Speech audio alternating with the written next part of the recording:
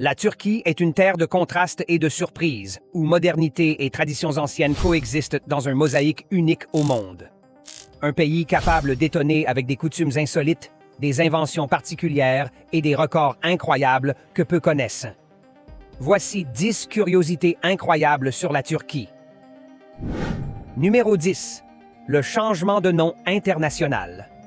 En décembre 2021, le gouvernement turc, dirigé par Recep Tayyip Erdogan, lança une campagne auprès des Nations Unies pour modifier le nom international du pays. La raison? Éviter la confusion constante avec la dinde, l'animal symbole de Thanksgiving aux États-Unis. Après des mois de discussions bureaucratiques, le 2 juin 2022, le nom officiel passa de Turkey à Turquie. Une décision que beaucoup jugèrent étrange, mais motivée par le désir de protéger l'image et le prestige national. Pour les autorités turques, il n'était pas acceptable que leur nation soit associée à un volatile cuisiné pour les fêtes américaines. Un choix qui a suscité le débat, mais qui montre combien la fierté nationale compte encore énormément dans la politique turque contemporaine. Numéro 9. Istanbul entre deux mondes.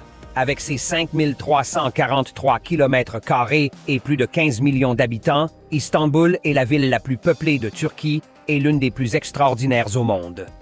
Elle se situe à cheval entre deux continents, l'Europe et l'Asie, séparée par le Bosphore, le détroit le plus étroit de la planète, avec à peine 700 mètres à son point le plus réduit. Fondée par les Grecs au 7e siècle avant Jésus-Christ sous le nom de Byzance, elle devint ensuite Constantinople lorsque l'empereur romain Constantin la choisit comme capitale. Pendant plus de 16 siècles, elle fut le cœur d'empires tels que byzantins et ottomans. Ce n'est qu'en 1930 qu'elle adopta officiellement le nom d'Istanbul. Pourtant, malgré son importance historique et démographique, la capitale politique de la Turquie reste Ankara, désignée dès 1920. Numéro 8. Les voitures les plus chères du monde. Acheter une voiture en Turquie est une entreprise extrêmement coûteuse. Un modèle de luxe qui en Europe vaut 50 000 $ démarre ici à au moins 100 000. La raison principale est le système fiscal. Au moment de l'achat, il faut payer des taxes équivalentes à la valeur totale du véhicule. En pratique, cela signifie acheter la voiture 2 fois. C'est pourquoi une grande partie des habitants d'Istanbul préfèrent se tourner vers les transports publics, qui incluent un métro en constante expansion, des bus, des minibus et même des ferries, tous accessibles grâce à la carte urbaine Istanbul Kart. Ce système permet de se déplacer dans une mégalopole chaotique sans supporter de dépenses insoutenables. La voiture, pour beaucoup, reste un rêve difficile à réaliser, tandis que le réseau public représente une solution essentielle et accessible à la majorité. Numéro 7. Une coutume nuptiale qui mène au tribunal. Dans certaines zones rurales de Turquie, il existe encore une tradition appelée l'enlèvement de la mariée. De jeunes hommes, avec l'aide d'amis, enlèvent de la jeune fille aimée et l'emmènent au loin, parfois dans les bois, jusqu'à ce que la famille découvre l'affaire. Si la jeune femme déclare ne pas avoir consenti, le prétendant risque jusqu'à 10 ans de prison. Si en revanche elle accepte, ils peuvent se marier sans payer la dot traditionnelle. Beaucoup de jeunes filles donnent leur accord, par amour ou pour éviter le stigmate social qu'entraînerait l'arrestation du fiancé. Dans ces cas, les chefs du village interviennent pour réguler les relations entre familles, imposant des dons ou des dots alternatives. Une pratique archaïque qui survit encore aujourd'hui, mêlant amour, loi et pression sociale. Numéro 6. Le véritable Père Noël turc. Contrairement à ce que beaucoup pensent, le Père Noël ne vient pas de Laponie, mais de Turquie. Saint-Nicolas naquit en effet à Patara, dans le sud-ouest du pays, au sein d'une famille aisée. Devenu évêque, il se distingua par son extraordinaire générosité envers les pauvres, aidant des familles sans ressources et offrant secrètement des dots à de jeunes filles. Ces actions donnèrent naissance à la légende du porteur de cadeaux que nous connaissons aujourd'hui sous le nom de Santa Claus. Avec le temps, la tradition évolua pour prendre l'image moderne du vieil homme avec traîneau et renne, mais les racines restent turques. Dans plusieurs localités, sa mémoire est encore célébrée par des églises et monuments. La prochaine fois que tu penseras à Noël, souviens-toi que son origine se trouve en Anatolie. Numéro 5.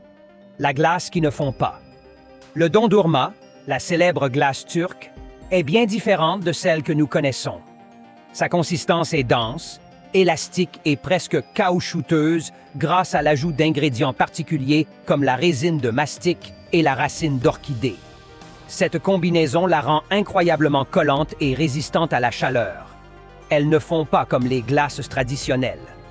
Les vendeurs, appelés marashi, servent le dondurma en transformant chaque cornet en spectacle.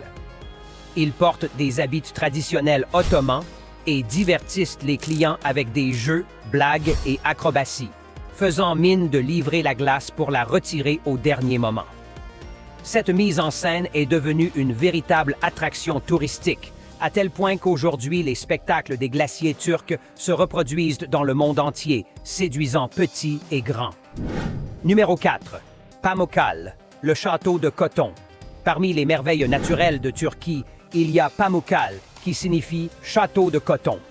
Situé dans la vallée de la rivière Méandre, il apparaît comme une montagne blanche recouverte de neige, mais en réalité, il est formé de terrasses de travertin façonnées par des sources thermales.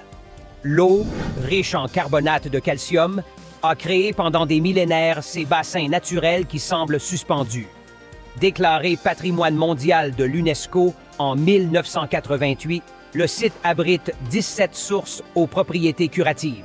Dans l'Antiquité, il fut un lieu sacré pour les Phrygiens et les Séleucides, qui y construisirent temples et thermes. À côté s'élève l'ancienne ville de Hiérapolis, avec un théâtre capable d'accueillir des dizaines de milliers de spectateurs. Pamukkale unit spectacle naturel et témoignages historiques, en faisant l'un des sites les plus visités du pays. Numéro 3. La patrie des tulipes. Les tulipes, symbole des Pays-Bas, proviennent en réalité de Turquie. Le nom lui-même dérive du terme turc tulbant, c'est-à-dire turban, en raison de la ressemblance de la fleur avec les coiffes traditionnelles. Au XVIe siècle, ce furent les Ottomans qui les introduisirent en Europe, les envoyant d'abord à Vienne puis à Amsterdam, où elles devinrent célèbres. Pour revendiquer cet héritage, Istanbul organise depuis 2005 un festival des tulipes qui attire des visiteurs du monde entier. Dans le parc d'Emirgan, on peut admirer des millions de fleurs disposées en spectaculaires motifs géométriques. Cette célébration veut rappeler que les tulipes appartiennent à l'histoire turque, restituant la fleur à sa véritable patrie. Un détail qui surprend beaucoup, encore convaincu que la tulipe est une invention exclusivement néerlandaise. Numéro 2. Les Turcs amateurs de thé. La Turquie détient un record mondial étonnant. C'est le pays qui consomme le plus de thé au monde. Chaque habitant boit en moyenne environ 1200 tasses par an, soit 4 kilos de feuilles sèches. La production se concentre surtout dans la province de Rize, au bord de la mer Noire, où le climat humide et les vents de mousson offrent des conditions idéales. En 2021, la Turquie a récolté 1 450 000 tonnes de thé frais, quatrième producteur mondial.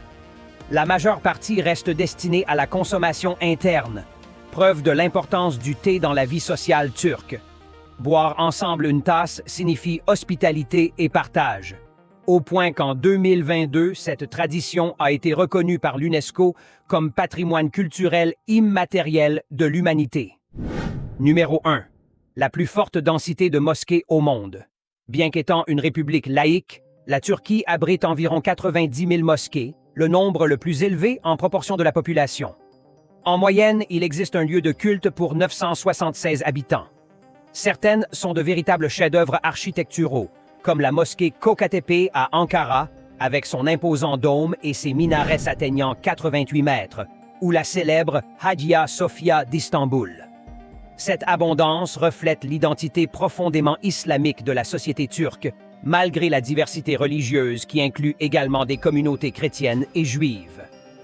Selon les statistiques, près de 98% des citoyens s'identifient à l'islam, majoritairement sunnite.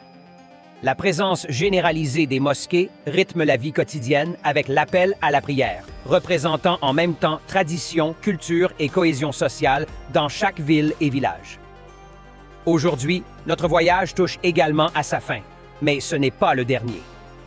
N'oubliez pas de laisser un j'aime, un commentaire et de vous abonner à la chaîne si vous avez aimé la vidéo. À la prochaine aventure!